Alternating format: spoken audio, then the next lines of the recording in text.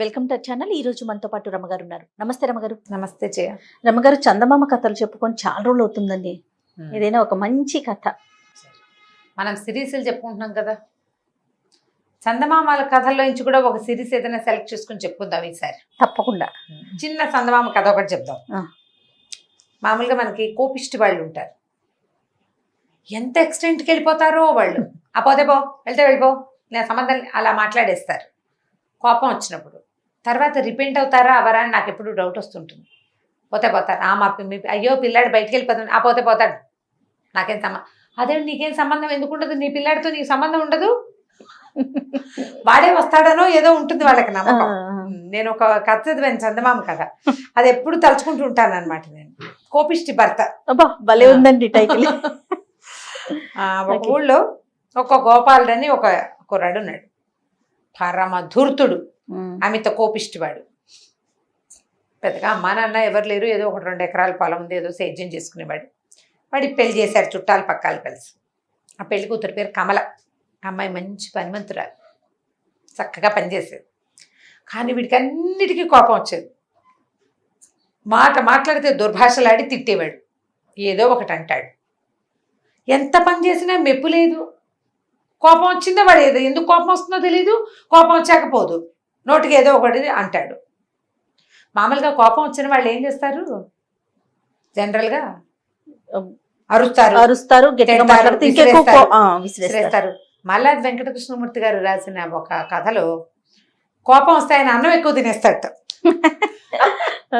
కోపం ఎవరి మీద చూపించాడు, ఆయన ఎక్కువ అన్నం తినేస్తాడు. ఆయన అన్నం ఎక్కువ తినేస్తున్నాడు, పక్క వాళ్ళకి మిగలదు, తినేస్తున్నాడు అంటే ఆయన కోపం వచ్చినట్లు. ఆయన ఏం చెప్పడు పైకి, ఆయన అన్నం గబగబ తినేస్తాడు. అన్నం అయిపోయిందని ఆవిడ 2వ సారి మళ్ళీ వండుకుంటూ ఉంటుంది. ఆ కథ కూడా నాకు చాలా నచ్చింది అనమాట. ఎంత బాగుందో, నిజం కదా. వాళ్ళ మీద వీళ్ళ మీద చూపించకుండా కొంతమంది కోపం వస్తే అన్నం తింటూ మానేస్తారు.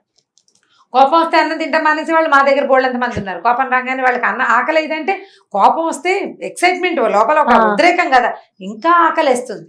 అవును, మొండితనానికి మానేస్తారు అంతే, అది నిజం. అందుకే కోపం భోంచేస్తున్నారు అని చెప్తారు మన వాళ్ళు. ఈ కోపిష్టి భర్త కథలో ఇతను తెగ తిట్టిపోసేవాడు. ఆ అమ్మాయి ఏడ్చేది, ఏంటి ఇట్లా ఎంత తిడతావు, ఎంత పని చేసినా నీకు మెప్పు లేదు, పో అంటే బయటికి పోతాను కదా, ఎప్పుడు ఇట్లా తిడుతూ ఉంటే ఎవరి వల్ల అవుతుంది అని అంటుండేది. ఒకరోజు ఎప్పుడు ఆ అమ్మాయి ఈ మాట అనంగానే మొగుడు అన్నాడు, పో ఎక్కడికి పోతావు, అయితే వెళ్ళిపో, మా ఇంట్లో ఉండక్కర్లేదు నువ్వు అన్నాడు. ఠకీమని చీపురు అక్కడ పడేసి నడిచి వెళ్ళిపోయింది బయటికి. అంత విరక్తి పుట్టించేసాడు అనమాట. ఆ ఎక్స్టెంట్కి తీసుకురాకూడదు కదా. వెళ్ళిపోయింది బయటికి. వెళ్ళిపోయింది. ఇతను ఏమనుకున్నాడు, ఏ పక్కింటోని వెనకింటోని కూర్చుంటుంది, కాసేపు అయ్యాక వస్తుంది అనుకున్నాడు. చూశాడు, రాల. చీకటి పడింది, రాలేదు. అయ్యో బాబు ఏదో అయింది అనుకున్నాడు. సరే ఏం చేశాడు, వాళ్ళ మేనమావల ఇంటికి వెళ్ళాడు. మేనమావల ఇంటి పక్క ఊళ్ళు. ఏమనుకున్నాడు, కోపం వచ్చి వాళ్ళ మేనమావల ఇంటికి వెళ్ళిపోయి ఉంటుందని ఊహించాడు. ఆ మేనమావలు పాపం, ఇది అమ్మాయికి అమ్మ నాన్న లేరు. ఆ మేనమావలు రాచి రంపాను పెట్టేవారట దాన్ని చిన్నప్పుడు. ఓహో, అమ్మాయి పెళ్ళయింది బతికిపోనానరా దేవుడా అని మొగుడు దగ్గరికి వస్తే వీడేమో ఇలా తిట్టిపోసి కాల్చుకు తింటాడు. వాళ్ళ ఇంటికి కూడా వెళ్ళాల.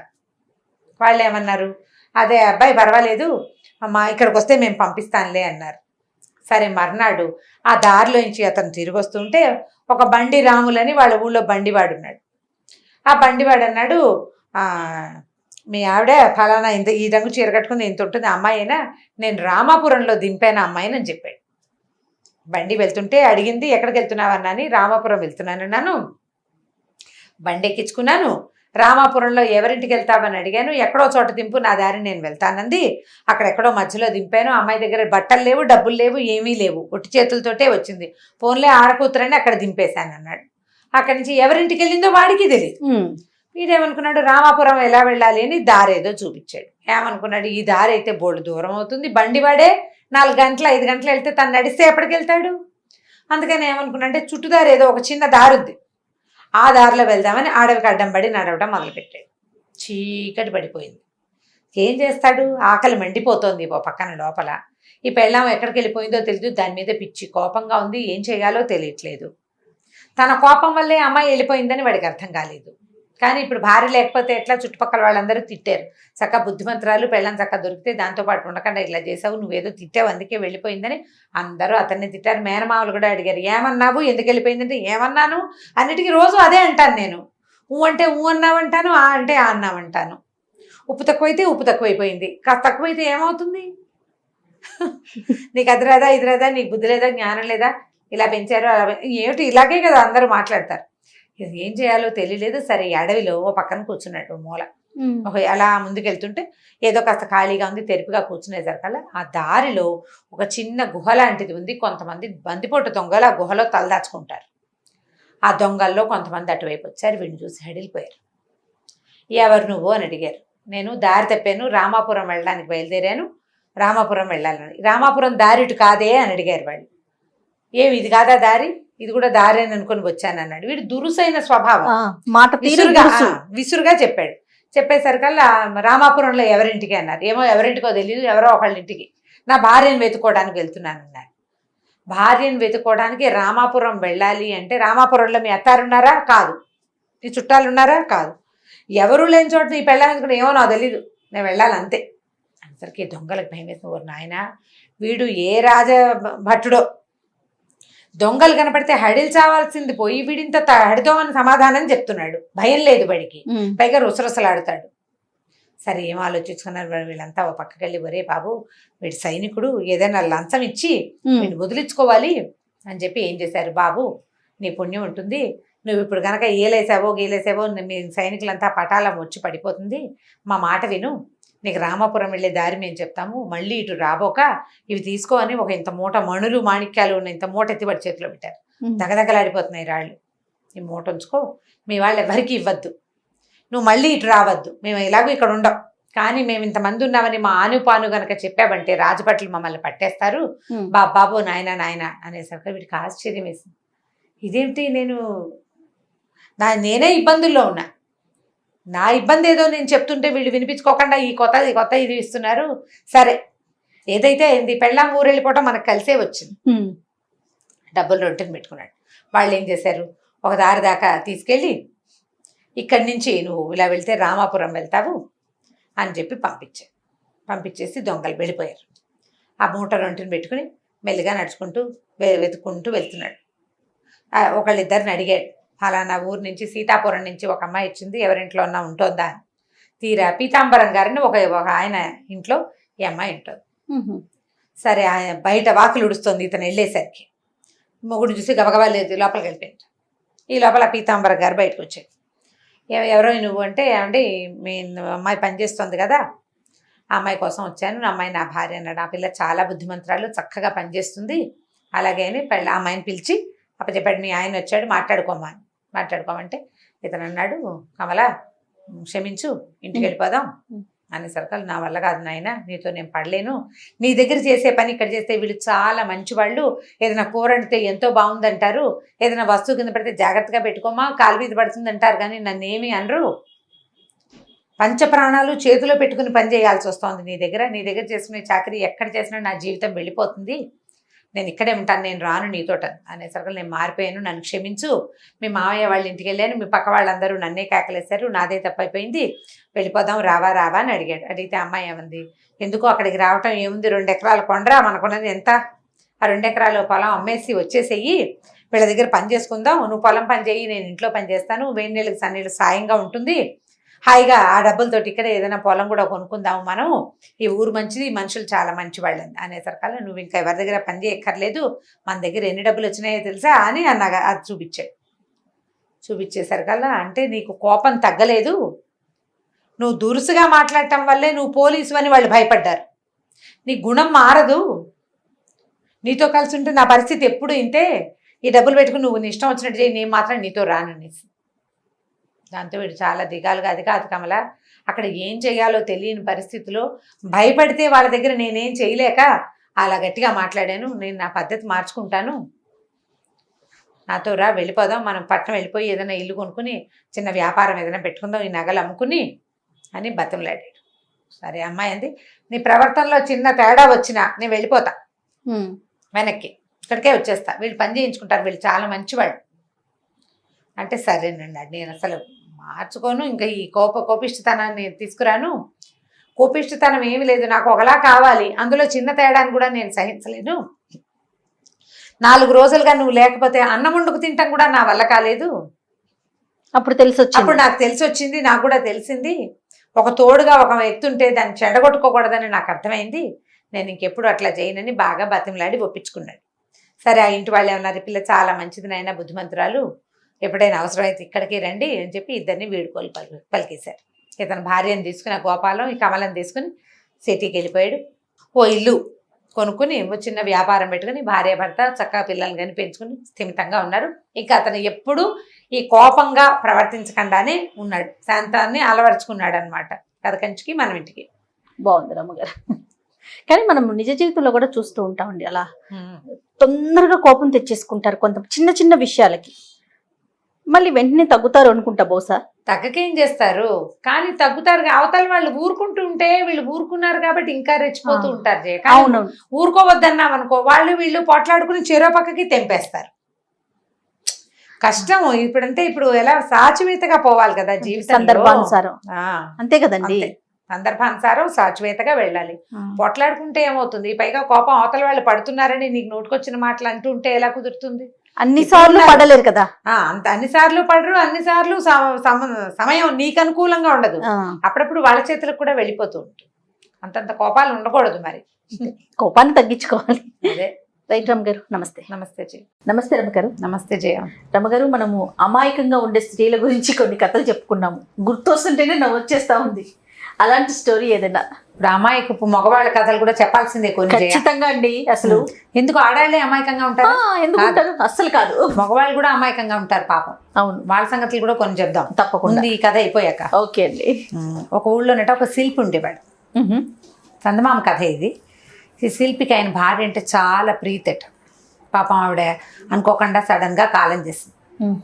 ఆయన ఏం చేశాడు, ఆవిడ విగ్రహాన్ని ఒకదాన్ని తయారు చేసుకున్నాడు, చెక్కుకున్నాడు. ఓకే. విగ్రహాన్ని చెక్కి ఇంట్లో మధ్యలో ప్రతిష్టాపన చేశారు. మధ్యలో పెట్టుకున్నారు, ఇంటి మధ్యలో. అంటే ఒక పెద్ద హాల్ ఉండి అటు ఇటు గదులుంటే ఆ హాల్లో పెట్టుకున్నారు.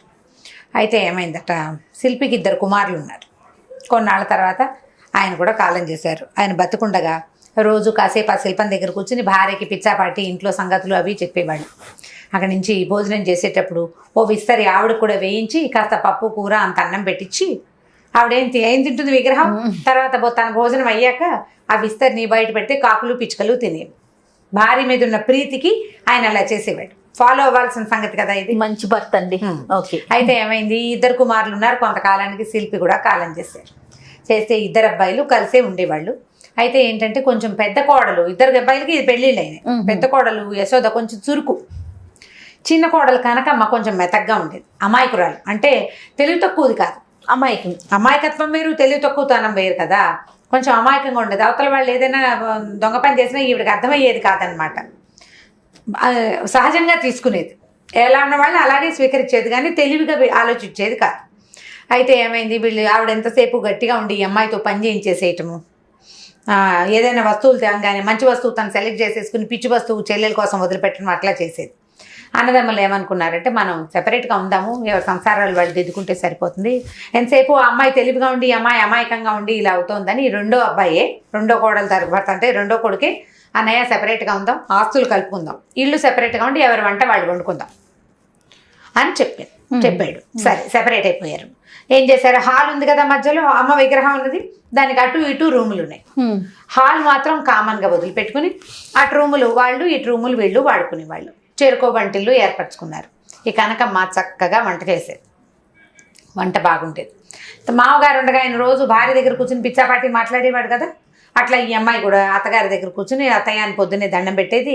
ఓ పువ్వులు తెచ్చి ఆ విగ్రహానికి తల్లో పువ్వులు ముడిచి కాస్త రోజు బొట్టు కాస్త పెద్ద ముత్తైదు కదా, పసుపు రాసి కాస్త బొట్టు పెట్టి దండం పెట్టుకుని ఇంట్లో ఉన్న సంగతులు ఆవిడకి చెప్తూ ఉండేది. అయితే ఏం చేసేది, ఆ మామగారు చేసినట్టే ఓ విస్తరేసి కూర నార అన్నీ వేసి అక్కడ పెట్టేది. సరే, పెట్టాక ఈ కొన్నాళ్ళు అయిన తర్వాత ఏమైంది, అత్తగారితో మాట్లాడుతూ ఉండటం అవన్నీ బాగా అలవాటయ్యి ఈ అమ్మాయి అమాయకత్వంతో, అత్తయ్య రోజు ఆకు పెడుతున్నా ఒక్కనాడు కూడా మీరు తింటల్లా, ఇవాళ మీరు తినాల్సిందే, మీరు తింటే కానీ నేను తిన్నని విగ్రహం దగ్గర కూర్చుంది. అయితే ఈ పక్కన యశోద ఉంది కదా తోడుకోడలు, తెలివి.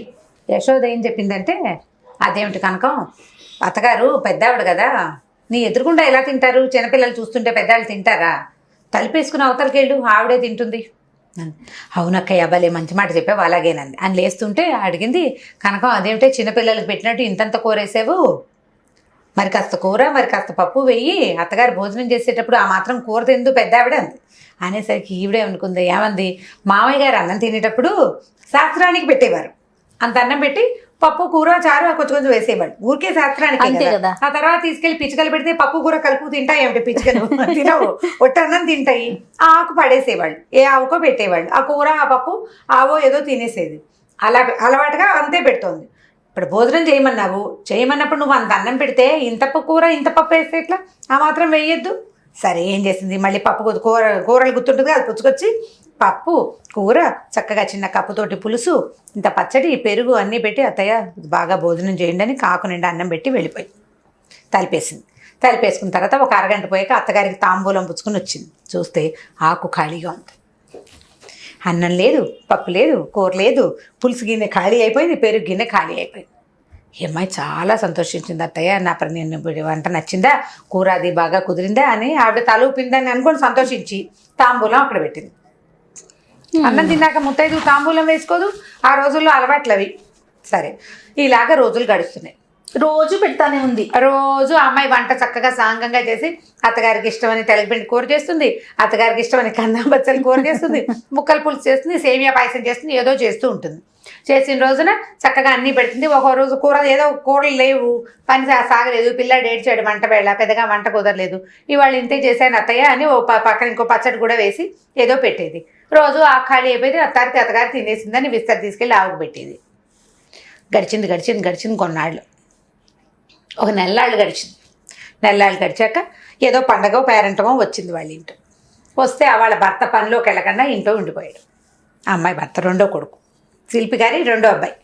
అయితే ఏమంది, ఇది ఆకు నిండా అన్నం వడ్డించి పెడుతుంటే అదేమిటి అంతంత వడ్డిస్తావు, ఏ కాకులు తింటే ఎంత పిచ్చిమొహం, అంతంత వడ్డించుకో అన్నాడు. అదేమిటండి అత్తయ్య తింటారు. అత్తయ్య తింటాం ఏమిటి నీ బొందా అన్నాడు. నిజమండి, అత్తయ్య గారు రోజు భోజనం చేస్తున్నారు అనేసరికి తెల్లబోయాడు.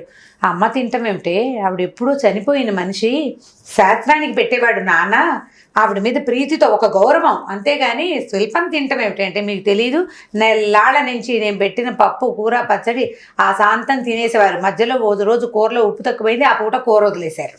ఓ రోజు పచ్చట్లో ఉప్పు కారం ఎక్కువైంది, ఆ పూట పచ్చడి వదిలేశారు. తింటున్నారంటుంది. వీడికి అర్థం కాలేదు, ఏమిటిది విచిత్రం.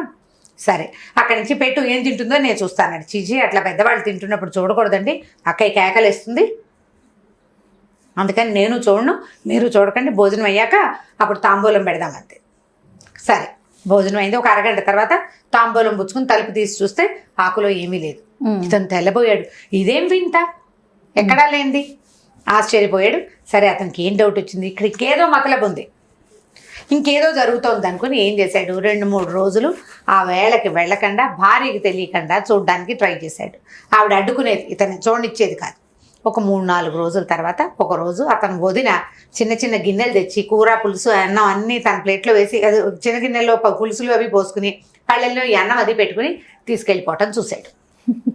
చూసేసరికల్లా అతనికి ఆశ్చర్యం, అమ్మా వదిన ఎంత పనిచేస్తోంది, ఈ మాట బయటకు వస్తే ఎంత పరువు తక్కువ, అన్నయ్య గురించి నలుగురు ఏమనుకుంటారు, బయటికి రానివ్వకూడదు కదా. సరే ఇప్పుడు ఏం చేయాలి, బాగా ఆలోచించి ఒకరోజు భార్యని, ఏమే తలుపు సందులోంచి చూడు, అమ్మ ఏ రూపంలో వచ్చి అన్నం తింటుందో నీకు తెలియదు కదా, ఆత్మ కదా, ఏ రూపంలో వచ్చి తింటుందో తలుపు సందులోంచి చూడమన్నాక ఏమైంది, ఈ అమ్మాయి తలుపు సందులోంచి చూస్తే తోడుకోడలు గిన్నెల్లో వేసుకెళ్ళిపోతున్న సంగతి చూడలేకపోయింది, కానీ ఆకు విస్తరి ఖాళీగా ఉండటం, తోడుకోడలు ఆ అత్తగారి విగ్రహం దగ్గర నుంచి నడిచెట్టడం కనపడింది. అక్కయ్య రూపంలోనే అత్తగారు వచ్చి తింటోంది అనుకుంది. అప్పటికీ కూడా ఆవిడ తోడుకోడల్ని అనుమానించట్లేదు అమ్మాయి పాప. మళ్ళీ భర్తకి చెప్పింది సాయంకాలం, ఏమండి నేను మధ్యాహ్నం చూశాను, అక్కయ్య రూపంలోనే అత్తయ్య భోజనం చేస్తోందండి అంటే, మరి అంత ఉదారంగా పెద్ద కోడల రూపంలో వచ్చి తింటోంది, వెళ్ళి ఆవిడకి దండం పెట్టద్దుటే నువ్వు అన్నాడు. అనేసరికల్లా ఈవిడేం చేసింది, సరే గబగబా సాయంకాలం వెళ్ళి తాంబూలం తీసుకెళ్ళి అక్కగారి చేతిలో పెట్టి, అక్కయ్య నువ్వెంత అదృష్టవంతురాలివి, అత్తయ్య నీ రూపంలో వచ్చి చక్కగా భోజనం చేస్తున్నారు అని దండం పెట్టి కావులిచ్చుకుని కళ్ళ నీళ్ళు పెట్టుకుని సంతోషించింది. ఈవిడ అమాయకంగా సంతోషించింది, అవతల ఆవిడకి ఏమైనా తేలుగుట్టిన దొంగ అయిపోయింది అనమాట. తోడుకోవడం సిగ్గేసింది, కామ్గా తీసుకోవడం మానేసింది. 2వ రోజు రాల, 3వ రోజున రాల, విస్తర అలాగే ఉంది పెట్టింది పెట్టినట్టు. సాయంకాలం ఆ రోజు చూసింది, మర్నాడు సాయంకాలం ఏడుస్తూ కూర్చుంది. భర్త వచ్చేసరికల్లా ఎందుకే ఏడుస్తున్నావంటే, ఏమండి అత్తయ్య కోపం వచ్చినట్టుంది, రావడం లేదు, అన్నం తింటా మానేశారండి అని అనేసరికల్లా అట్లా కాదే అమ్మ సంతోషపడింది. అమ్మకి అర్థమైంది నువ్వు తనని తెలుసుకున్నావని. ఎక్కడో పుట్టడానికి వెళ్ళిపోయి ఉంటుంది ఆవిడ, ఎక్కడో పుడుతోంది. మనం తెలిసిన వాళ్ళ ఇళ్లలో ఎక్కడైనా అమ్మ పోలికల్లో పిల్ల పుడితే ఆ పిల్లని చూద్దాంలే మనం అని ఇక ఇవాళ నుంచి అల్లా పెట్టకు, నానబెట్టినట్టే కొద్దిగా పెట్టి అది తీసుకెళ్లి కాకులు పెట్టి ఆ తర్వాత విస్తరైతే ఆవుకు పెడదు కానీ అని ఒప్పించేశాడు భార్యని. అమాయకురాలు కదా, కన్విన్స్ అయిపోయింది అనమాట. సరే తర్వాత కొన్నాళ్ళు గడిచిన తర్వాత అప్పుడు అతను ఆ వదిన గారు వచ్చి గిన్నెలో తీసుకెళ్తుందనే సంగతి భార్యకి స్లోగా తెలియజేశాడు. రచ్చ చేయలేదు, నిదానంగా తెలియజేశాడు. ఈవిడే సిగ్గుపడి ఈ తోడుకోడలు కూడా ఇక ఆ పని చేయటం మానేసింది, మెల్లిగా జాగ్రత్తగా ఉండటం మొదలుపెట్టింది అనమాట. ఈవిడ అమాయకత్వం ఏ దశకి వెళ్ళింది, విగ్రహమే వచ్చి తినేస్తుంది ఒకటి. పోనీ అత్తగారు ఆత్మ తోడుకోడల రూపంలో వచ్చింది. ఇప్పుడు మామూలుగా తెలివిగల వాళ్ళైతే ఏమనుకుంటారు, అమ్మా నేను అత్తగారు తింటోంది అనుకున్నాను, ఈవిడ ఎత్తుకుపోతుంది దొంగమొహం అని అనుకోరా మామూలు వాళ్ళు కదా. ఈవిడ అమాయకురాలు పాపం, ఈ అమాయకత్వంతో ఈ పని చేసింది అనమాట. తర్వాత నుంచి భర్త ఈవిని కొంచెం కాస్త తెలివిగల దాన్ని చేయటం కోసం ఒక ట్యూషన్ మాస్టర్ని పెట్టి ఈవిడికి పుస్తకాలు చదవటం అవి నేర్పించారు. కథలు చదివితే మనుషుల్ని ప్రపంచం తెలుసుకుంటుంది, కొంచెము రామాయణ మహాభారతాలైనా చదువుకుని ప్రపంచంలో ఎలాంటి వాళ్ళు ఉన్నారో అర్థం చేసుకుంటుందని చదువు చెప్పించే ప్రయత్నం చేశాడు. ఇంతకుముందు ఆవిడ అమాయకురాలు, కాస్త చదువు చెప్పించి విద్యార్థికురాలు చేయడానికి ట్రై చేశాడు అనమాట. కథ కంచికి మనం ఇంటికి. చాలా బాగుంది, మంచి స్టోరీ, పిల్లలకి చెప్తానికి కూడా చాలా బాగుంటుంది. రైట్ రమ్మగారు, ఇంకో స్టోరీతో మళ్ళీ కలుద్దాం. జయ నమస్తే. నమస్తే రమ్మగారు. నమస్తే జయ. రమ్మగారు, తెలివితేటలు అనేవి ఎవరికి వారికే. మనకు ఒక తెలివి ఉంటే ఇంకొకరికి ఇంకొక తెలివి, మనల్ని మించిన తెలివితేటలు ఉండొచ్చు. కానీ తెలివి తక్కువతనంలో కూడా ఇలా ఉంటారా? అంటే ఒకడు తెలివి తక్కువ అనుకోండి, వాడికన్నా తెలివి తక్కువ, వాళ్ళకన్నా తెలివి తక్కువ, అలా కూడా ఉంటారా రమ్మగారు? ఎందుకుంటారు, బోళ్ళంత మంది ఉంటారు. అవునా? ఇప్పుడు మనం ఒకళ్ళని చూస్తాం అనుకుంటాం, ఒకళ్ళని చూస్తాం. మనం ఒక అత్తగారి కథ చెప్పుకున్నాం కదా, అల్లుడికి మర్యాద చేసింది, అంటే దొంగకి మర్యాద చేసిన అత్తగారు. ఎక్సలెంట్ స్టోరీ రమ్మగారు. ఇప్పుడు అంతకంటే తెలివి తక్కువ వాళ్ళు, అంతకంటే అమాయకులు, అంతకంటే లోకం పోకడ తెలియని వాళ్ళు, ఏ పని ఎలా చేయాలో అర్థం కాని వాళ్ళు బోళ్ళంత మంది ఉంటారు జయ. ఇప్పుడు తెలివి గల వాళ్ళు ఎలా ఉన్నారో తెలివి తక్కువ వాళ్ళు కూడా ఉంటారు. వాళ్ళు బతికేస్తారు, వీళ్ళు బతికేస్తారు. ఇప్పుడు తెలివి గల వాళ్ళు తెలివితో బతికేస్తారు, తెలివి తక్కువ వాళ్ళు వాళ్ళ అమాయకత్వంతో మిగిలిన వాళ్ళ సహాయంతో బతికేస్తారు. హాయిగా లోకం పోకడ తెలియదు అనుకో, ఎంత హాయిగా ఉంటారో. తెలివి గల వాడికి అన్ని కష్టాలే, తెలివి తక్కువ వాడికి ఏ బాధ లేదు, హాయిగా హ్యాపీగా ఉండిపోవచ్చేటారా. మందమతుల కథలు బోల్డ్ అని ఉన్నాయి మన దగ్గర, తెలివి తక్కువ కథలు. అదొక కథ చెప్పాం కదా. అయితే ఇది మీరు ఏ ఉద్దేశంతో ఈ కథ చెప్పారు, దీనివల్ల పిల్లలకి ఏమొస్తుంది ఇలాంటివి అడగండి. ఫన్నీ స్టోరీనా? Funny story. పెద్దవాళ్ళకి బాగానే ఉంటుంది. ఇప్పుడు ఇంత తెలివి తక్కువగా ఎలా ఉన్నావురా అంటాం ఒక్కొక్కటి మనం, అంతకంటే తెలివి తక్కువ వాళ్ళు కూడా కనిపిస్తారు అప్పుడప్పుడు. చెప్పండి రమ్మగారు. ఒక ఊళ్ళో సోమయ్య అని ఒక అతను ఉన్నాడు. అయితే అతను ఏంటంటే వాళ్ళ మామగారికి ఆడపిల్లలే ఉన్నారు, మగపిల్లలు లేరు. వాళ్ళు ఏం చేశారు, ఈ సోమయ్యని ఇల్లరికని తీసుకున్నారు. ఇంకో చిన్న పిల్ల ఉంది, ఆ పిల్ల ఏదో కొంచెం అమాయకురాలన్నమాట. పిల్లకి పెళ్లి చేయటము అవి కొంచెం కష్టమే. పెద్ద పిల్లకి పెళ్లి చేశారు. సరే వీళ్ళరికం వెళ్ళాడు. వీళ్ళరికం వెళ్తే అత్తగారు అమాయకురాలే, కూతురు అమాయకురాలే, అమాయకంగా ఉండేవాళ్ళు. సరే ఈ కూతురుకు ఒక చిన్న పిల్లాడు పుట్టాడు. ఒక రోజట ఇతను వాకిట్లో ఏదో పని చేసుకుంటుంటే ఈ భార్య కనకమ్మ, అమ్మాయి పేరు, పిల్లాడిని చక్కగా స్నానం చేయించింది, సాంబ్రాణి గిమ్రాణి వేసి బొట్టు గిట్టు పెట్టి చొక్కా వేసింది, పిల్లాడిని ఉయ్యాల్లో వేసి ఊపు అయ్యి పాట పాడుతోంది. పాట పాడుతుంటే పాట ఆపేసి సడన్ గా ఆ ఉయ్యాలు ఏం ఉయ్యాలుంది వాళ్ళ ఇంటో, జోలి కాదు అంటే మనం చీరతో వేసే ఉయ్యాలు కాకుండా తొట్టి ఉయ్యాల్లో వేసింది అనమాట. తొట్టి ఊపుతోంది, ఊపుతూ పాట పాడుతున్నది కాస్త ఓవర్మని ఏడవటం మొదలుపెట్టింది. ఉయ్యాలుగా తలా నుంచేసి ఏడుస్తోంది. ఏడుస్తుంటే అంత గట్టిగా వాళ్ళ అమ్మ వచ్చి, ఎందుకే అమ్మాయి అంత గట్టిగా ఏడుస్తున్నావు, ఏమైందమ్మా, ఏమైంది, ఏమైనా చెప్పా, పిల్లాడు ఏమైనా ఇబ్బంది పెడుతున్నాడు అంటే, కాదమ్మా ఈ పైన చూడు అటక మీద. అంటే గోడలు పాతకాలంలో పెంకుటిళ్ళకి ఇట్లా గోడ ఉండి గోడ మీదకి కదా పెంకులు వాళ్ళు ఉంటాయి. పెంకుటిళ్ళు అబ్జర్వ్ చేయండి, గోడ పెంకులు ఆనుకుని ఉండవు, ముందుకుంటుంది, ఇట్లా ఏటవాలుగా ఉంటుంది. ఈ గోడ వారంలో మనం ఏం చేసేవాళ్ళం, ఇది వరకు ఇత్తడి సామాన్లు అవన్నీ పెట్టుకుని, ఇప్పుడు కూడా కనపడతాయి, మా ఇంట్లో కూడా అలాగే ఉండేవి. ఈ పైకి ఒక పెట్టు ఉందిట, అంత పెట్టే. ఆ అమ్మాయి ఏం ఊహించింది, ఓ పిల్లి గనక ఎలి కోసం పరిగెడుతూ ఈ పెట్టెను గనక తోసేస్తే ఆ పెట్టె కాస్త ఉయ్యాల మీద పెడితే నా పిల్లాడి మీద పెడితే పిల్లాడు ఏమైపోతాడు అని ఏడుస్తోంది. అయ్యో అవునే అమ్మా ఎంత కష్టమే అని తల్లి కూడా ఏడవటం మొదలుపెట్టింది. ఇద్దరు చేరుకో పక్కన నుంచి ఉయ్యాల పక్కన పిల్లాడు నిద్రవుతున్నాడు, అమ్మ కూతురు కలిసి ఏడుస్తున్నారు. ఏడుస్తుంటే ఈ రాగం పెట్టేసరికి ఓ అని ఏడుస్తుంటే ఆరునొక్క రాగం బయట నుంచి అల్లుడు వచ్చాడు లోపలికి. ఆ సోమన్ ఏమిటో ఏమైంది అంటే ఇద్దరు కలిసి సగం అక్కులు బుక్కులతోటి ఏడుస్తూ కొన్ని మింగేసి కొన్ని చెప్పి మొత్తానికి పిల్లి వచ్చి ఈ డబ్బాని పడేస్తుందేమో పిల్లాడి మీద పడుతుందేమో అనేసరి చిచ్చి మీ అమాయకత్వాలు తగలయ్యా, ఇంతకంటే మందమతలు ఎవరైనా ఉంటారా లోకంలో, దిక్కుమాల పెళ్ళి అనవసరంగా చేసుకున్నాను అని ఏం చేశాడు, ముందు ఒక స్టూల్ వేసుకుని ఆ డబ్బా అక్కడి నుంచి తీసేసాడు. తీసేసి నేను చచ్చిన మీతో ఉండను, తెలివి తక్కువ మొహాలు మీతోటి నేను పడలేకపోతున్నాను, మీకంటే తెలివి తక్కువ వాడు ఎవడైనా కనపడితే అప్పుడు వస్తా ఇంటికి, అప్పటిదాకా నేను ఇంటికి రాని బయటికి వెళ్ళిపోయాడు. ఓ అమ్మ కూతురు చేష్టలు దక్కి నుంచున్నారు, అల్లుడు వెళ్ళిపోతుంటే ఏం చేయాలో కూడా తెలియదు వాళ్ళకి పాపం, అంత అమాయకులు. ఈవిడ కాస్త వెళ్ళిపోయాడు. సరే ఏం చేశాడు, వెళ్తూ ఏదో కాస్త డబ్బులు అవి జేబులో పెట్టుకుని దేశంచారం వెళ్ళిపోయాడు. విసిగిపోయాడు అనమాట వీళ్ళ అమాయకత్వాలతోటి. కొన్నాళ్ళు తిరిగి వస్తే మైండ్ ఫ్రెష్ అవుతుంది. అయితే చాలా దూరం ఏదో వెళ్ళిపోయాడు. కొన్ని ఊళ్ళు దాటాక ఓ ఊళ్ళో పొద్దునే ఓ ఊరు చేరాడు. ఆ ఊళ్ళోట ఒక పూరి గుడిసె కనపడింది ఇతనికి. ఒక అతను ఓ తట్ట పుచ్చుకొస్తున్నట్ట బయటికి, పుచ్చుకొచ్చి కాసేపు ఎండలో నుంచుంటున్నాడు. తర్వాత లోపలికి వెళ్తున్నాడు, మళ్ళీ తట్ట పుచ్చుకొచ్చి మళ్ళీ ఎండలో ఇట్లా పెట్టి నుంచుంటున్నాడు, మళ్ళీ తట్ట పుచ్చుకుని లోపలికి వెళ్తున్నాడు. ఒక 5-6 సార్లు అయ్యాక అడిగాడు, బాబాయ్ ఏం చేస్తున్నావు అంటే, ఇల్లంతా చీకట్రా అబ్బాయి, ఎండ రావట్లేదు, అందుకని కొంచెం ఎండ తట్టలో పట్టి లోపల తీసుకెళ్ళి పోసొస్తున్నాడు. ఇప్పుడు 30 తట్టలు పోసాను రా, అయినా కూడా చీకటిగానే ఉంది మా ఇల్లు, ఎండ పట్టుకెళ్ళి లోపల పోసాను కదా అన్నాడు. అనేసరికి వీడి తెలివి తక్కువతాను అని, సరే ఇలా కాదు బాబాయ్ ఓ గుణపం ఉందా మన ఇంట్లో అన్నట్ట. ఉందిరే అబ్బాయి, ఎందుకు లేదు నాయన, ఎన్ని రోజుల నుంచో ఈ ఎండని ఇంట్లో పెట్టలేక చచ్చిపోతున్నాను రా, అస్సలు వెలిగే లేదు అన్నాడు. నువ్వు ఉండు నేను చెప్తాను, గుణపం పట్టరా అన్నాడు. అన్నాక ఏం చేశాడు, ఈ చుట్టీలు కదా చుట్టూతా కట్టి ఇట్లా పాకేశారనమాట. 2 చోట్ల ఇంతంత హోల్స్ పెట్టాడు గోడలకి. మరి హోల్స్ పెట్టేసరికల్లా క్రాస్ వెంటిలేషన్, గాలి వెలుతురు 2 వచ్చేస్తాయి. లోపల రాగానే ఆయన ఆశపడి, ఓరి నీ తెలివి, ఎంత తెలివిరా నీకు, ఇల్లంతా వెలుగు వచ్చేసింది, ఎండంతా ఇంట్లోనే ఉంది, నువ్వు భలే తెలివైన వాడివిరా అన్నాడు. నా తెలివితేటలు భలే కాదు, నీ తెలివి తక్కువతనం భలేగా ఉందని సణుక్కుని మీరేం చేశాడు, వాళ్ళ ఇంట్లో ఆ పూట అన్నం తిని వెళ్ళిపోయాడు. నా పెళ్ళాం కంటే తెలివి తక్కువ వాడికి కూడా కాపాడాడు.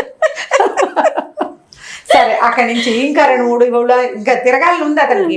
వెళ్తే ఓ 2-3 ఊళ్ళు దాటాడు. అక్కడ ఏదో తిన్నాడు కాయకసరు, వాళ్ళింటో వీళ్ళింటో వాకిటో ఏదైనా పని చేస్తుంటే, మరి ఊళ్ళల్లో పనులు ఏముండేవి, ఇప్పుడు గడివాం వేస్తున్నారనుకో, ఆ ఊరు వెళ్ళాడు అనుకో, నేను కూడా వేస్తానని 2 కట్టలు అందిస్తే వాళ్ళకి పని సాయం కదా, ఆ పూట 2 ముద్దలు అన్నం పెట్టేవాళ్ళు. ఇట్లాగా స్నాక్సా బిక్సా ఏమీ లేవు, పొద్దున్న అన్నం తింటే మళ్ళీ రాత్రి చీకటి పడ్డాక ఇంకో అన్నం తింటే సరిపోతుంది, చక్కగా తినేవాళ్ళు అన్నాను. అక్కడి నుంచి ఏం చేశాడు, ఇంకో వాకిట్లోకి వెళ్ళాడు. వాకిట్లోకి వెళ్తే ఒక వడ్రంగి ఒక ఆయన ఏం చేస్తున్నట్ట, వాకిలి దర్వాజా పెద్దది అతని, అంటే ప్రహరీ గోడ లోపల ఇల్లు చుట్టూతా ప్రహరీ ఉంది, ప్రహరీ తాలూకు దర్వాజాని అంటే గుమ్మాన్ని పగలగొట్టడానికి మనుషులను తెచ్చాడు. కొట్టబోతే భలే గట్టిగా ఉందే దర్వాజా అన్నాడు. అనేసరికి అవునరా అబ్బి చాలా గట్టి దర్వాజా, ఏం చేయను, ఇంకో దారి లేక పడగొట్టిచ్చేస్తున్నాను అన్నాడు. ఎందుకు పడగొట్టిస్తున్నారు అని అడిగితే, కాదు లోపల ప్రహరీ లోపల అంటే లోపల వాకిలి ఉంది కదా, అక్కడ బండి తయారు చేయించట. బండి ఏం చేయించాము, 2 చక్రాలు పెట్టి ఒక పెద్ద బండి తయారు చేయించా. తీరా తయారైన తర్వాత ఈ గుమ్మల నుంచి బయటికి రాల దాన్ని, అందుకని దర్వాజా పగలగొడుతున్నాం అన్నట్టు. వాడన్నట్టు దానికి దర్వాజా పగలగొట్టడం ఎందుకు అని అడిగాడు సోమన్న. మరి బండి ఎట్లా వస్తుంది అన్నాడు ఆయన. బండి రావడానికి ఏముంది, దర్వాజా కంటే సులువు. బండికి ఏం చేసావు నువ్వు, చక్రాలు పెట్టి పుల్లలు పెట్టావు, పుల్లలు తీసి చక్రాలు బయటికి తీసి కాడి ఇరుసు సెపరేట్ చేయి, సింపుల్ గా వచ్చేస్తుంది. బయటకు వచ్చాక బండి చేసుకో. ఆయన ఒరే నీకు భలే తెలివి ఉంది అన్నట్టు. నా తెలివితో సరేలే, నీ తెలివి తక్కువతనం మరీ భలేగా ఉందనుకుని వాళ్ళ వాకిట్లోనే కూర్చుని ఆ బండి సీలలు ఊడదీసి ఏముంది 5 నిమిషాల్లో బయటకు వచ్చేస్తుంది. ఏ ముక్క వచ్చేస్తాయి కదా చెక్క ముక్కలన్నీ. బయటకు వచ్చాక బండి బిగించుకుని ఊళ్ళో అందరికీ చెప్పేట వడ్రంగైన, వీడెవడో వచ్చాడు, వాడు ఎంత తెలివో, వాడు రాకపోతే కనుక వృధాగా గుమ్మం పగలగొట్టేవాళ్ళం. సరే అమ్మా ఇంకా మా ఆవిడ కంటే తెలివి తక్కువ వాడు ఇంకోటి కనపడ్డాడు అనుకున్నాడు వీడు. సరే ఈ 2 అయిందా, ఇంకా 2-3 రోజులు గడిచినాయి. అయితే ఏమైంది, ఈసారి ఒక గొడ్లపాక దగ్గర ఇతను రాత్రి పడుకున్నాడట. మర్నాడు పొద్దున ఆ గొడ్లపాక దగ్గర పడుకుని లేచాడు, నిద్ర లేచాడు. అక్కడ ఏదో చెరువు ఉంటే పోయి పడదు వచ్చాడు, ఏదైనా తిండి దొరుకుతుందేమో అని చూస్తుంటే ఒక ఆవు అరుపు, ఒక మనిషి అరుపులు వినపడుతున్నాయి. ఏమిటంటే ఆ గొడ్లపాకలో అటక మీద ఒక అతను కూర్చున్నాడు లోపల. కింద ఒక ఆవు నుంచింది, అది అంబా అని అడుగుతోంది, ఆకలిస్తోంది. దాని మెడలో పలుపు ఉంది.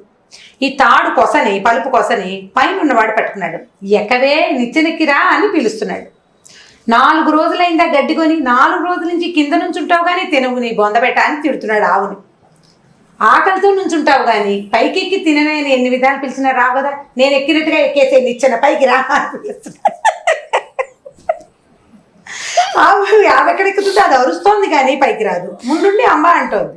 అనేసరికల్లా ఈయన అన్నాడు, బాబు ఏం చేస్తున్నావు నాయన నువ్వంటే, ఆవుకి గొడ్డుకి గడ్డి కావద్దండి, బోళ్ళంతా జనం కొన్నా, బోళ్ళంతా ఇంటిగొడ్డి కన్నా, బయట పెడితే ఎవడైనా ఎత్తుకుపోతాడని అటక మీద దాచా. ఆవును పైకొచ్చి బుద్ధిగా తినవే మా అమ్మ అని 5 రోజుల నుంచి బతిలాడుతున్నానండి, ఇవాళ 5వ రోజు ఆకలితోటి ఉంది కానీ నిచ్చెన మాత్రం ఎక్కడం లేదండి అన్నాడు. అది నిచ్చెన ఎక్కడం ఎందుకురా, 2 కట్టలు కింద పడేయమన్నట్ట. సరే 2 ఒక గడ్డి కట్ట జనప కట్ట పడేసి క్షణాల్లో తినేసింది ఆవు. అది 4 రోజుల నుంచి ఆకలిస్తుంది, తినేసింది. తిన్నాక అయితే ఓహో బాబు ఇదే ఉపాయం నాకు తెలియలేదండి అన్నాడు. రోజు 4 కట్టల కింద వేయరా నాయన, అటక మీద దాచుకున్నావు కానీ అని చెప్పాడు. చెప్పిన తర్వాత అనుకున్నాడు, వాళ్లే మందమతులు అనుకున్నాను కానీ నిజమే ఆ మాట. పిల్లి గనక పరిగెడితే పొరపాటున బాక్స్ గనక డబ్బా గనక కాలు తగిలితే పడచ్చు, పిల్లడి మీద అవకాశం ఉంది. అది ఏడవకుండా ఆ పని చేస్తే సరిపోయేది, ఏడవటం దాని అమాయకత్వం. కానీ మరి ఇంత అమాయకత్వం, వీళ్ళు మరీ అధ్వానంగా ఉన్నారు, ఇంత మందమతి కాదులేదు నా పెళ్ళాం అనుకుని ఇంటికి వెళ్ళిపోయాడు అన్నమాట. ఇంటికి వెళ్ళిపోయి నీకంటే తెలివైన వాళ్ళని 3 మందిని చూసొచ్చానమ్మా, నువ్వు ఏడవకు, ఈసారి నీ సమస్య వస్తే నాకు చెప్పు అని చెప్పాడు అనమాట. చందమామ కథ బాగుంది కదా, బాగుంది. కాదు గారు ఇది కల్పిత కథేనా నిజమేనంటారు? ఏమో కల్పిత కథలే ఉంటాయి జయ జనరల్గా, కానీ తెలివి తక్కువ వాళ్ళు మనకి కనపడతారు. భలే ఉందండి స్టోరీ. కనిపిస్తారు మన, అంటే ఇప్పుడు ఫలానా విషయమే అని మనం క్లారిఫైడ్ గా చెప్పలేకపోతాం కానీ అప్పుడప్పుడు వీళ్ళకి ఇంత తెలివి తక్కువ పిచ్చి మొహం ఏంటి ఇలా చేస్తున్నావు అనుకుంటే చెప్పలేం కానీ కనిపిస్తాయి. ఇవి ఇప్పుడు విజువల్ గా కనబడే విషయాలు కదా, ఇవి కనిపిస్తారు తెలివి తక్కువ వాళ్ళు. నీకు ఇంకొకటి ఉంది తెలుసా, చాలా తెలివైన వాళ్ళుగా మనం అనుకునే వాళ్ళు కూడా అప్పుడప్పుడు పప్పులో కాలేస్తారు. అవును, అప్పుడప్పుడు తెలివి తక్కువగా ప్రవర్తిస్తారు. మనం కూడా చేస్తుంటాం అలాంటివి చిన్నవి. ఇప్పుడు కంటిన్యూస్ తెలివి తక్కువ తనాలు కొంచెం తక్కువ ఉంటాయి అమ్మాయికి. చాలా బాగుంది రమ్మగారు, మంచి ఫన్నీ స్టోరీ. అదే ఇప్పుడు ఇందులో నుంచి పిల్లలకి ఏ నీతి తీసుకురావాలి అనేది మాత్రం మీరు డ్రైవ్ చేయొద్దు, నన్ను డ్రైవ్ చేయమని మాత్రం అడగద్దు. జస్ట్ ఒక సరదా కింద చెప్పుకోవటమే. రైట్ అండి, ఇంకొక స్టోరీతో మళ్ళీ కలుద్దాం. నమస్తే. తప్పకుండా జయ, నమస్తే. Welcome to our channel. ఈ రోజు మనతో పాటు రమ్మగారు ఉన్నారు. నమస్తే రమ్మగారు. నమస్తే జయ. రమ్మగారు, అంతః సౌందర్యం బాహ్య సౌందర్యం, పైపై మేగులు లోపల అందం, ఈ 2 పదాలు జాగ్రత్తగా నేర్చుకున్నావా జయ? లేదు రమ్మగారు, నేను తెలుగు న్యూస్ ప్రెజెంటర్ని కాబట్టి కొన్ని పదాలు అంటే మీ అంతగా మాట్లాడలేకపోయినా బట్ బాగా మాట్లాడతాను. అయితే ఈ విషయానికి వచ్చేసరికి ఎలా చూడాలి? అందరికీ తెలిసిన విషయం, అందరూ చక్కగా చెప్పేస్తాం, మనము ముసలోళ్ళం అయిపోతాము, ఇప్పుడున్నంతగా రేపు పెద్దవాళ్ళమైనాక ఈ అందం ఉండదు, చెప్పడానికి బాగుంటుంది. బట్ కానీ ఆచరణలో ఎంతవరకు చూస్తున్నాము మనం? అంతః సౌందర్యాన్ని చూస్తున్నామా, బాహ్య సౌందర్యాన్ని చూస్తున్నామా? ఒక్కసారి క్వశ్చన్ మార్క్ ఎవరికి వారం వేసుకుంటే మనకే అర్థమైపోతుంది. ఏమంటారు మీరు? అంటే ఇప్పుడు ఎవరితోటైనా మొదట పెళ్లి చేసుకోవడానికో, స్నేహం చేయడానికో, కలిసి ఉండటానికో, కలిసి పని చేయడానికో తాత్కాలికంగా అవతల వాళ్ళ ప్రజెంటేషన్ లేదా ఫస్ట్ లుక్ చాలా ఇంపార్టెంట్, చాలా ముఖ్యమైనది. ఇప్పుడు వ్యక్తిని చూస్తాం, ఆయన సాధారణంగా ఉన్నారనుకో, ఏమి మరీ నేమిటి ఇలా ఉన్నాడు, డల్గా ఉన్నాడు అలా అనిపించవచ్చు. వాళ్ళతో మాట్లాడాక, వాళ్ళతో కలిసి పనిచేయటం మొదలుపెట్టాక వాళ్ళ లోపల ఉన్న అద్భుతమైన క్వాలిటీస్ ఏమైనా మనకి అర్థమైతే అప్పుడు ఈ ముందు ఉన్న ఈ వాళ్ళని ఫస్ట్ లుక్లో మనకి కలిగిన ఇంప్రెషన్ మెల్లిమెల్లిగా పలచబడిపోతుంది. దానికి పెద్ద ఇంపార్టెన్స్ ఏమి ఉండదు. అయితే ఏంటంటే కానీ మొట్టమొదట వ్యక్తులు ముఖాలనే చూస్తారు, బట్టలనే చూస్తారు, ఎవరైనా లోక సహజంగా జరిగేది.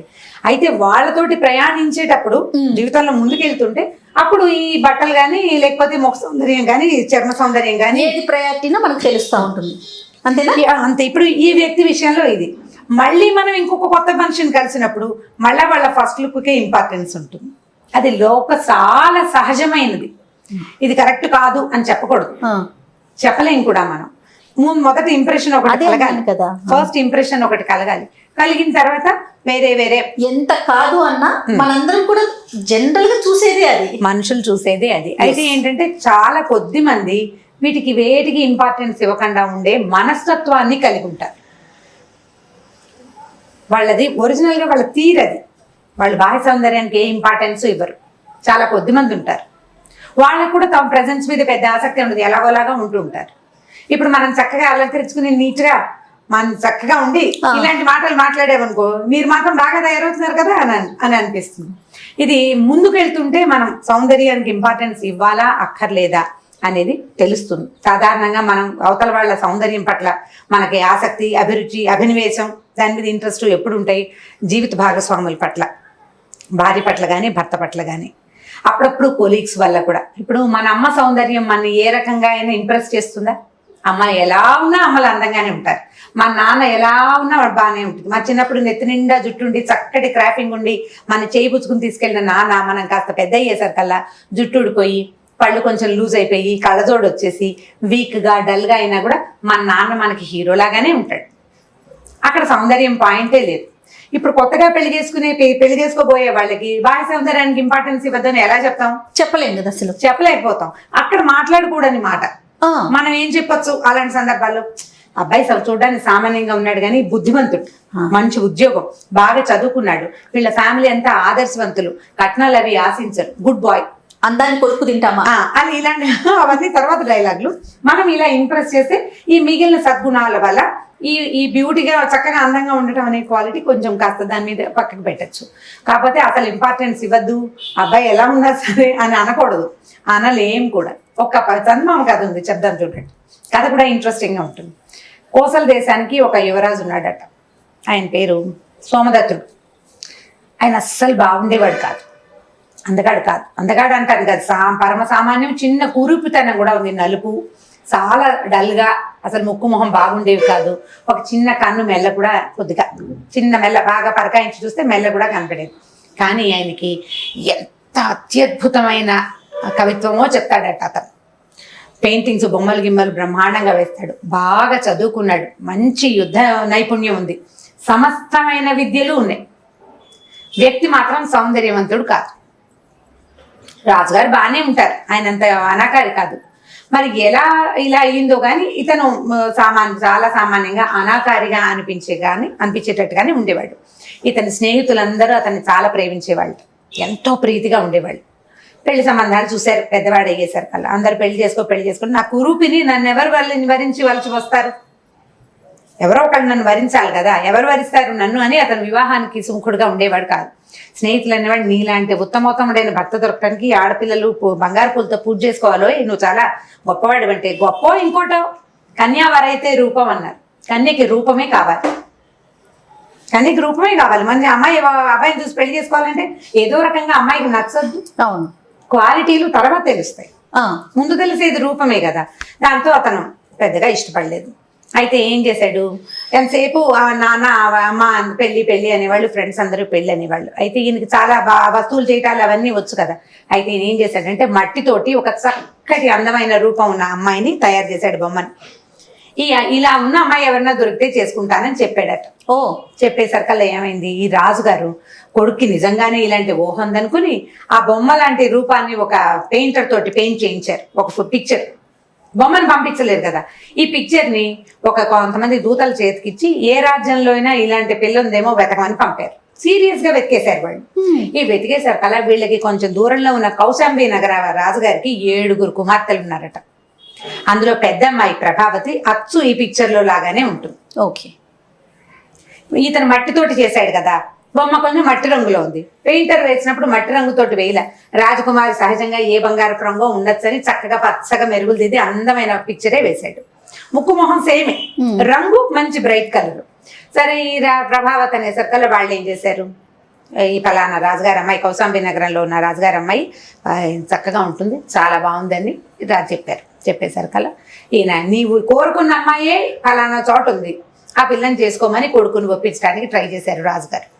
ఇతను అన్నాడు, రాజుగారు అబ్బాయి, అది కాదండి, ఇప్పుడు నన్ను రేపు పొద్దున వచ్చాక నాకు అమ్మాయి అంటే ఇష్టం, వచ్చాక నా మొహం చూసి అది చేసుకుంటుందో ఉంటానంటుందో ఉండనంటుందో అప్పుడు ఏం చేయాలి అనేసరికల్లా రాజుగారిని ఓ పని చేద్దాం, మన ఆచారం ప్రకారం అమ్మాయి పెళ్లి కూతురు పెళ్లి కొడుకుని చూసే పద్ధతి లేదు. కత్తికి బాస్కం కట్టించి పంపిస్తాం, కత్తికిచ్చి పిల్లని పెళ్లి చేస్తారు, ఇక్కడికి వస్తుంది, పగటి పూట నువ్వు కనపడద్దు, అసలు మీ అంతఃపురంలో దీపాలు లేకుండా చేస్తాను నేను అని చెప్పాడు. సరే ఒప్పుకున్నాడు. ఈయన కూడా తను చేసిన బొమ్మ లాంటి అమ్మాయి ఉందనేసరికి ఒక ఉత్సాహం కలిగింది. యువకుడు కదా పాపం, 26, 25 ఏళ్ళు ఉన్నాయి, ఆ సహజమే ఆ వయసుకి. సరే ఒప్పుకున్నాడు. ఒప్పుకున్నాక ఇతనికి 6-7 స్నేహితులు ఉన్నారు కదా, వాళ్ళందరూ సంతోషించారు. ఇతను ఊహలో ఉన్న లాంటి సేమ్గా ఉన్న అమ్మాయి దొరికినందుకు అందరూ బాగా ఉత్సాహపడ్డారు. పెళ్లి వివాహం వేడుకగా జరిపింది. వాళ్ళు కూడా ఈ రాజుగారి అబ్బాయికి కోసల దేశపు రాజకుమారుడికి ఇవ్వడానికి వాళ్ళకి ఉత్సాహంగానే ఉంది. పెళ్లి అయిపోయింది, రాజకుమార్తెని పంపేశారు. సరే రోజు రాత్రిపూట సాయంకాలం అయ్యేసరికల్లా వీళ్ళు అంతఃపురంలో దీపాలు ఉండేవి కాదు. ఈయన పోయేవాడు లోపలికి, ఇద్దరు చక్కగా కబుర్లు చెప్పుకునేవాడు. ఇతను చాలా చక్కగా పాట పాడేవాడు, ఫ్లూట్ వాయించేవాడు, వీణ వాయించేవాడు. ఆయనకి ఎన్నో విద్యలు వచ్చు, చాలా బాగా మాట్లాడేవాడు, చక్కటి మధురమైన కంఠస్వరం. మరి ఇన్ని క్వాలిటీస్ ఉన్నవాడిని అత్యద్భుతంగా ఉంటాడని అమ్మాయి ఊహించి ఎంతసేపు రోజు నేను ఎప్పుడు చూస్తాను నేనంటే ఏ పగలు అతను కనపడేవాడు కాదు అమ్మాయికి. రాత్రిపూట మాత్రం వచ్చి సాయంకాలం నుంచి తెల్లవారేదాకా భార్య దగ్గరే ఉండేవాడు, బాగా కబుర్లు చెప్పుకునేవాళ్ళు, కలిసి ఉండేవాడు. అయితే ఈ అమ్మాయికి ఎలాగైనా భర్తను చూడాలని కోరిక కలిగేసరికల్లా ఏమైంది, రోజులు గడుస్తుండేసరికల్లా కొన్నాళ్ళు పోయాక బయటపడతాయి. ఓ సంవత్సరం తర్వాత ఏమైందట, ఒక దాసి సామంచాయిగా కొంచెం సామాన్యంగా ఉందట, పనిచేసే అమ్మాయి. ఈ అమ్మాయి ఏం చేసిందంటే ఏదో మంచినీళ్ళు ఏదో పట్టుకొస్తే ఎవరే నువ్వు కొత్తగా వచ్చావా, నువ్వెందుకు వచ్చావు, అమ్మాయి చారుమతి ఏది అని అడిగింది. అడిగిన తర్వాత చారుమతి రాలేదండి అని చెప్పి గ్లాస్ అందించింది, మంచినీళ్ళు అందించేసరికి అమ్మాయి చేతులు అవి నల్లగా ఉన్నాయి.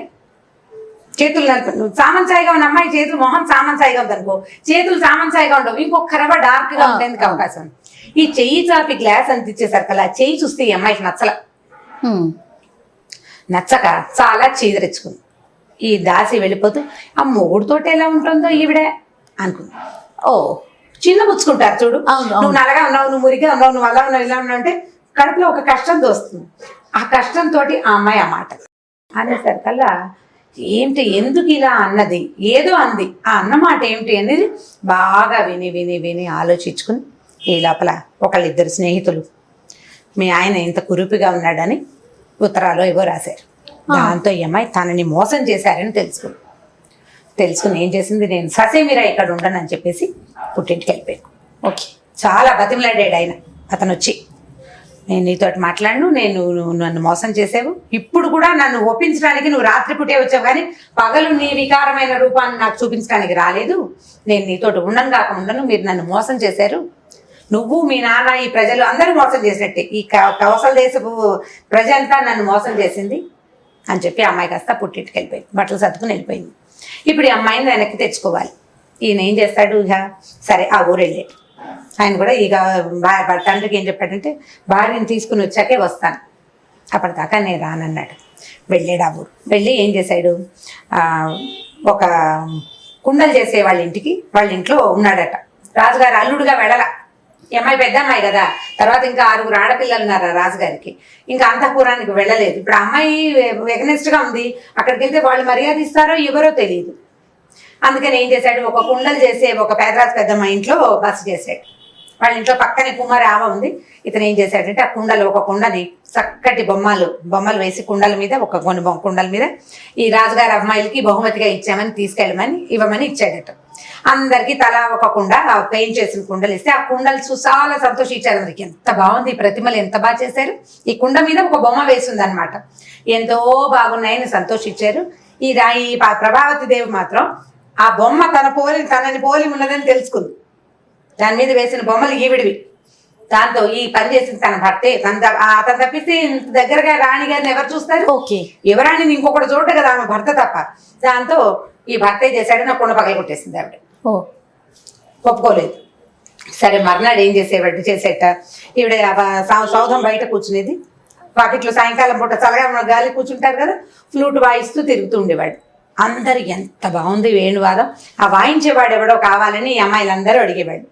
ఈవిడికి తెలుసు ఆ ట్యూన్ తను భర్తదని, అయినా సరే ఆవిడ ఒప్పుకునేది కాదు. ఇంతలో సరే ఏమైందట, కొద్ది రోజులు గడిచినాయి. ఏ విధంగా ట్రై చేసినా ఆ అమ్మాయి భర్తను చూడడానికి ఒప్పుకోలేదు. ఈ నగరంలో వాళ్ళందరికీ ఈ పెళ్ళైన పెద్ద ఆడపిల్ల ఇలా ఇంటికి వచ్చేయడం వాళ్ళెవరికి నచ్చలేదు. రాజనగర్లో ఉన్న వాళ్ళకి ఇంకో రూపో రాజు కొడుకు రేపొద్దున రాజు అవుతాడు. ఇలా ఇల్లు బట్టి ఆడపిల్లలు వచ్చేస్తే ఇంకా వెనకాల ఉన్న వాళ్ళు ఏం నేర్చుకుంటారు? ఒక బ్యాడ్ ఎగ్జాంపుల్ కదా పెద్ద అమ్మాయి వచ్చేయడం. వాళ్ళల్లో ఎవరికి పెద్దగా నచ్చేది కాదు. సరే ఏం చేశారట, మిగిలిన అమ్మాయిలకి ఏదో పెళ్లి సంబంధాలు చూస్తుంటే ఈ రాజుగారికి 6 రాజుల దగ్గర నుంచి ఉత్తరాలు వచ్చినాయట. మీ అమ్మాయి పెళ్లి వదిలిపెట్టుకుని వచ్చిందిట, ఆ పిల్లని మాకిచ్చి పెళ్లి చేయండి అని. ఇప్పుడు ఒకళ్ళు అడిగారు గోపోని ఓ రకం, 6 అడిగితే ఈయన ఏం చేశాడు, అందరికీ ఉత్తరాలు రాశాడు. మా అమ్మాయి ఇంకా వచ్చింది కానీ మేమేం విడాకులు అవి ఏం ప్లాన్ చేయలేదు, మేమేం పెళ్లి ప్లాన్ చేసుకోలేదని ఉత్తరాలు రాశాడు. రాసేసరికల్లా 6 అదేమిటి మీ అమ్మాయి వచ్చేసిందంటే వచ్చేసినట్టే, ఇంకా మీ పిల్లని మాకిస్తావా, మాతో యుద్ధం చేస్తావా, పట్టు మేము వచ్చేస్తున్నామని 6 దండెత్తి వచ్చేసారు. అయ్యో, ఈ 6 దండెత్తి వచ్చేసరికల్లా రాసనగరం అంతా అట్టుడికిపోయింది. ఇప్పుడు ఏం చేయాలి, ఒక్క పిల్లని 6కి ఎలా ఇస్తారు? పోనీ ఎవడో ఒకడైతే ఇచ్చే పని, వీటితో గొడవ పడలేక. ఇప్పుడు ఏం చేయాలి? అయితే ఈ రాసనగర్లో ఉన్న మంత్రులు 5 మంత్రులు ఉన్నారు, గట్టివాడు. వాళ్ళ నాట ఏముందంటే, ఈ ప్రభావతి ఎలాగో కొంప తీసేసింది మంది వృధాగా, వాళ్ళ దగ్గర మన పేరు పోయింది. ఈ పిల్లని 6 ముక్కలు చేసి ఒక్కో ముక్క ఒక్కొక్కడికి ఇచ్చి పంపిద్దాము అని చెప్పారు. చెప్పేసరికల్లా మిగిలిన వాళ్ళంతా ఎస్ అన్నారు. అయ్యో, మరి ఇంకేం చేస్తాం, ఈ 6తో యుద్ధం చేస్తే దేశం అల్లకల్లోలం అయిపోతుంది. దేశం ముఖ్యమా, రాజుగారి అమ్మాయి ముఖ్యమా? దేశమే ముఖ్యం కదా. ముఖ్యం, దేశమే ముఖ్యం. ఇప్పుడు ఈ 6 రాజులు వచ్చి ఈ దేశంలో పడితే మొత్తం అంతా తలకిందులు అయిపోతుంది. అయ్యేసరికల్లా ఇతను అది అక్కడెక్కడే తిరుగుతున్నాడు కదా, ఈ రాసనగర్ అంతా అట్టుడిపోతుంది, ప్రభావతి దేవిని 6 ముక్కలు చేస్తున్నారు అని. అతను పరిగెత్తుకొచ్చేసాడు లోపలికి. నేను ఒప్పుకోను, ఆ అమ్మాయికి ఇష్టమో కాదో కనుక్కోవాలి మొదటిది, ఆ అమ్మాయి భర్త ఒప్పుకోవాలి రెండోది, లేకపోతే మీరే కొట్లాడాలి, మా పిల్లలు మేము ఇలా చెయ్యము, మేము ఇవ్వం మీకని.